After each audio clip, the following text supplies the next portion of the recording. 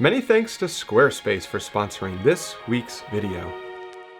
Over the past couple of years, I've had an ongoing survey running where I ask photographers what the most important aspect of a great landscape photo is, with the options being light, composition, subject, or conditions. And throughout the duration of that survey, the least common answer has been conditions, and the overwhelming favorite has been composition, which I agree with for the most part. But with that said, there's probably more tips, techniques, and best practices circulating on the topic of composition than any other aspect of photography. But the technique I'm going to share with you today is by far the best I've ever heard with regards to how to identify and assemble an attractive landscape composition, which we all know it's not the easiest thing in the world to do. So I simplified and broke this process down into 4 easy steps that you can try the next time you're on location to, get the proverbial creative juices flowing.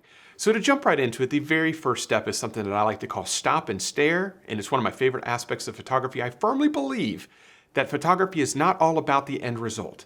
Photography is not all about that photograph. It's about the entire journey or the process of creating that photograph. Because at the end of the day, when you hold that photograph or when you look at that photograph, once it's created, you will remember all of the steps that you took in order to get to the position to create that photograph. You'll remember all of those memories. And to me, that's really, really important. So the first step of stop and stare is very important to me because we're all gonna travel to our destination. We have to get there some way, whether we're walking 10 miles or we're walking 10 feet, we're gonna have to walk somewhere. So just stopping for a moment, putting your bag down, getting some water, and just stopping and staring and watching the location unfold. If things are moving, watch how they're moving. Pay attention to what is moving. Just pay attention to every single thing that is happening and really take it in. And I'm not saying you're sitting there for 5 hours or anything like that. This process could be something as little as 10 minutes. It could be as 30 minutes. It's up to you. But just stopping and just staring without your camera in hand is very, very important. Now the second step, and this is where it starts to get really exciting, at least for me it does. The second step is something that I call ask yourself. So when you get to your location and you feel it out, you stopped and you stared and you've paid attention to what's unfolding, ask yourself, is there anything here that you'd like to photograph? More than likely the answer to that question is yes, otherwise you wouldn't have traveled to that destination. But ask yourself, is there anything there that's worth photographing? And if there is, ask yourself, what do you love most about that scene? It's a very, very important question. What do you love most about what you are seeing with your eye? This is a great example right here from my trip to Bali last year. The ironic part about this is as this video goes live, I will be back in Bali running my workshop, Indonesian Odyssey workshop with Dana Cordan, and we're gonna be visiting this waterfall again, which I'm super, super excited about. But this is a clip from last year, and just disregard me, what I'm doing, but just watching this scene unfold. So this is how you would see this with your naked eye. So just watching how everything is happening, watching how the water is falling, paying attention to how the light is interacting on these ridges up through here, paying attention to the little bit of mist that's maybe falling down in the upper left-hand corner, that little bit of light that's popping through up there, and a little bit of red right there as well. But just paying attention to all of these subtle little details and really examining the overall scene and asking yourself, what do you love most about it? Got another example here from a couple falls ago or autumns ago, or a couple from West Virginia from quite a few years ago. But in this scene, I absolutely loved, of course, the fall color here. This is probably my favorite aspect, how this fall color, these leaves were just kind of splattered against this dark rock and it was wet. And just the contrast there was absolutely gorgeous. But I really loved how these fall leaves were all over the rocks. I love, of course, the S curve of the river. And I love how the fall color in the background, and there was a little bit of light up here in the background as well, which draws the viewer's eye all the way through the scene. But seeing all of these things and kind of taking a mental inventory of the things that you love, that's very important. As you're going through this exercise and you're asking yourself, what do you love about it? And you're like, I love this, this, this, and this. Remember those things because that's going to come in, it's going to be very, very important in the next step. But asking yourself, what do you love most about it and listing those things. Now, the second part of that is, what do you wish was different? More than likely, there's going to be at least one or maybe 2 things that you wish was different. This is a good example here from Sedona. Not from Sedona, from the Superstition Mountains from quite a few years ago. But this right here, I really love this cactus here. And I really liked, the light was beautiful, but the conditions weren't great. Very bland sky. So that was definitely something that didn't excite me. There was just something about the scene that felt kind of flat. At first I liked these rocks right here, but then I didn't really like the rocks. And then this cactus here, no matter how I moved around, I couldn't get it from encroaching with this in the background, and I couldn't find good separation here. So just asking yourself, what are the things that you wish were a little bit different about the scene?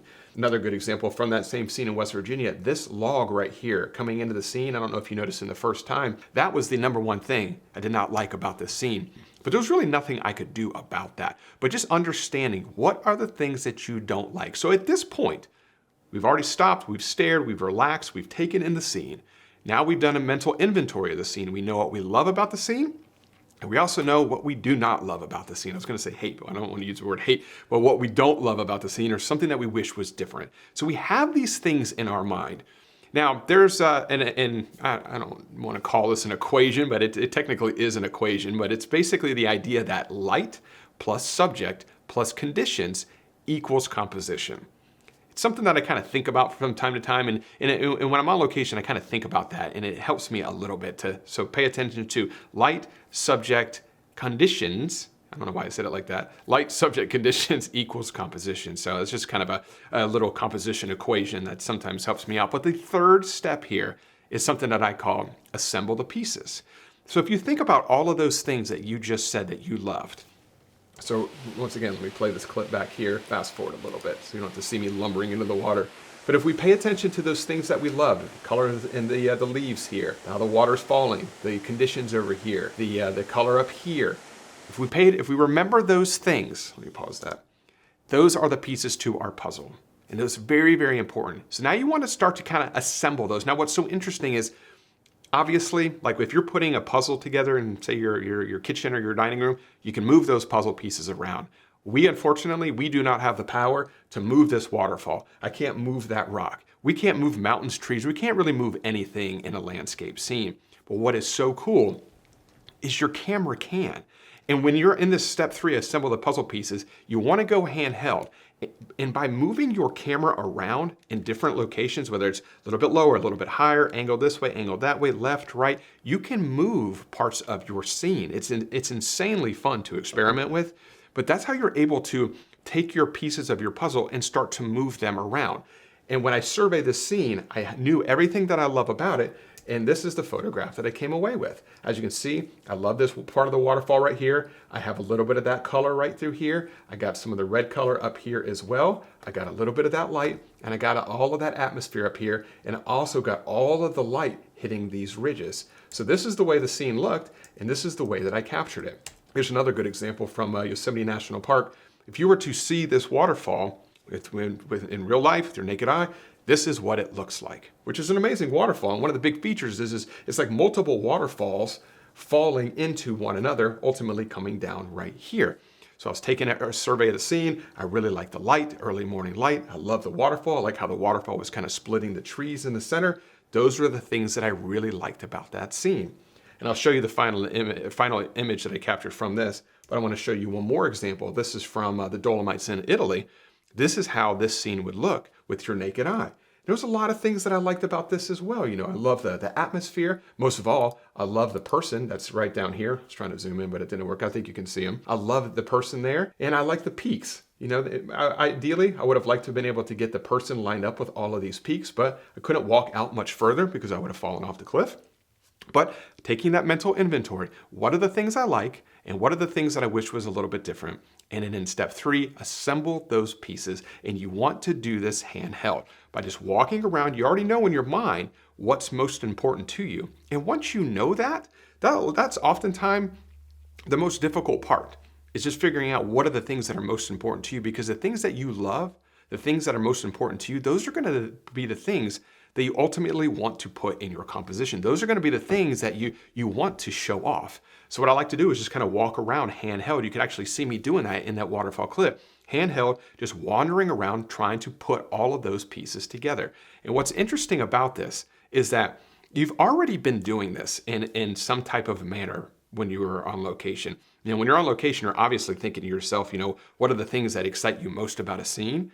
But by going through this type of a process, it puts more purpose behind that thought. And that's what's super important, to identify what are those puzzle pieces. And when you know what those puzzle pieces are, then you put them together to create that final composition. And here's a couple examples of these right here. So this is that scene from Yosemite. This is the final outcome that I came up with. I love the light, like I was mentioning. I like this portion of the waterfall the most. I love how it was splitting the trees. But up here, this kind of started to look a little bit, I think it detracted from this, because if you look at the proportion of the photograph, this right here is almost the same size. Actually, this area here was bigger than this area here. And I didn't want that. I felt that this area at the bottom was way more exciting than this area at the top. And this is ultimately what I came away with. But by asking myself, what did I love most about it? What did I wish was a little bit different? It led me to this exact composition.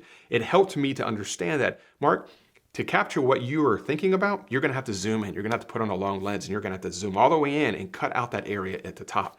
And this is what I walked away with. This is a very similar example here that I just showed you a minute ago. I love the person here, and I love the atmosphere here, but the only way to get this person more prominent in my frame was to use a much longer focal length. And I couldn't walk out any further. I was right along the edge, but understanding exactly what I loved most about this photograph led me to this scene right here. And I like kind of the little bit of the mystery, a little bit of the wonder, because you can't really see the peaks. But I love the colors right here. I love these two peaks together here, which was kind of the idea what I was going for earlier when I mentioned how I couldn't get all of these peaks lined up, but I was able to get these right here lined up. And I really like the way that this looks right here. And I was able to capture the atmosphere, and the person is much more prominent in the frame. So once you have gone through the first step, you stopped and you stared. The second step, you asked yourself, you kind of interviewed yourself as to what you love about a scene. Then the step 3 is to assemble those puzzle pieces. And then once you've walked around handheld and you figured out exactly, it looks good right here, or maybe it's like this, but you know the general idea where you're going to be able to frame up this composition that looks the most pleasing to you, that is going to show off the things that you love most about the scene. The final step is something that I call refinement time. And that's where you basically pull out your tripod. And you don't have to use a tripod. If you want to continue to shoot handheld, you definitely can. I like to use a tripod even when there's plenty of ambient light and I don't need to use a slower shutter speed and I can easily hand hold the shot. I like to use a tripod because it slows me down a little bit and it enables you to make very, very subtle changes. If you've ever had to, or tried on location to make very small changes to a scene, sometimes it's a little bit hard doing it handheld, and I find that doing it with a tripod is a little bit easier to make those subtle changes and to lock it down and see if you like it, or maybe loosen your ball head again and make another change. But it just helps me to just kind of really refine it. So that's the 4-step process that I go through, and I've been doing this now for over, I think, 4 years, and it really does help me out. I used to think the advice of changing your perspective was probably the best compositional advice I ever heard. But this right here is hands down, after doing it for many years now, this is what has made the biggest improvement to my photography. This is what has helped me to maybe really not even feel anxious when I get on location, just to kind of really relax and just kind of go through the same exact process every time. And now I know it might have seemed like a lot, but once you go through this, you can literally go through this process in just a few minutes. But it really does help you out. I know it just definitely helped me out as well. So before I do wrap things up here, I just want to say a big thanks to the sponsor of this week's video, which is Squarespace, who I use for all of my website and e-commerce needs. Squarespace provides a robust and beautiful online platform to develop your website. You can showcase your photography using Squarespace's new Blueprint design system to help guide you through the options to building your online presence from the ground up. You can even display your photography using Squarespace's flexible website design templates and customize the layout in order to make it your own. And with Squarespace's online store feature, you'll have access to all the tools you need to start selling your physical goods, digital content, or service products online with ease. So if you're looking to start a new website or possibly upgrade your current website, check out squarespace.com/Mark Denney for a free trial and 10% off your first purchase. So I do hope you enjoyed this week's video. If you have any questions about this assembling your puzzle pieces compositional methodology, if you will, please leave those in the comments section below and I'll do my best to get back in touch with you as soon as humanly possible. And as always, I really do appreciate you carving out a little bit of time to spend it with me here today. And if you did enjoy this week's video, if you could, give it a thumbs up, subscribe to the channel if you're not subscribed already, and I will see you all next Wednesday. Bye.